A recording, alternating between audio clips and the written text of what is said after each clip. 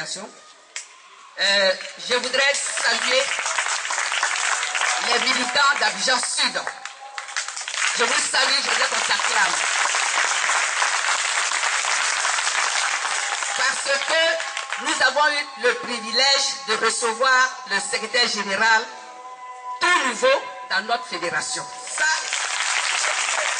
nous sommes les premiers. Est-ce un choix par hasard? Est-ce un choix délibéré ou de Dieu, comme disait quelqu'un là? Mais en tout cas, nous, on ne s'en prive pas. On est heureux, on est fiers de ça. Et je peux même dire que nous méritons ça. Nous méritons ça parce que Abidjan Sud a toujours été au rendez-vous de la lutte pour les libertés démocratiques, pour les droits humains, pour la dignité du peuple ivoirien et de l'Afrique, et surtout pour ce combat pour la libération du camarade Laurent Gbagbo. Alors, ce soir, il vient nous expliquer, il vient nous parler.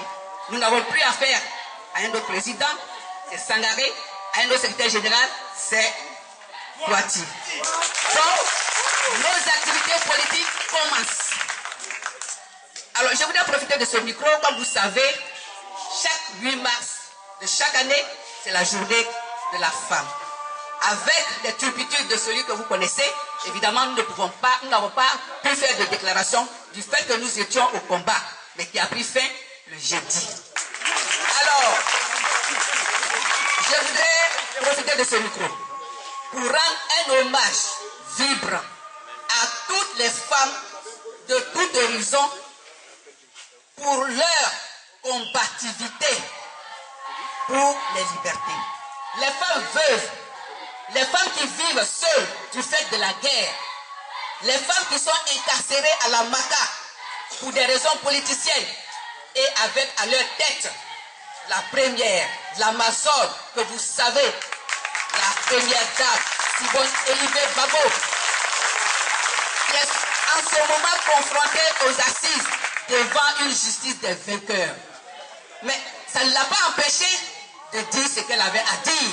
Elle a dit que c'était une justice aux hommes. Elle a décrié la politique sarkozienne.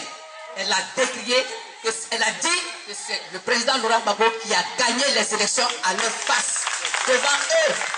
Ça veut dire que nous sommes convaincus de notre lutte. Camarades, c'était ça. Que toutes les femmes de Côte d'Ivoire soient aujourd'hui honorées. C'est un grand hommage. Je voudrais vous dire merci. Merci à l'honorable. Sans plus tarder, nous allons passer le micro.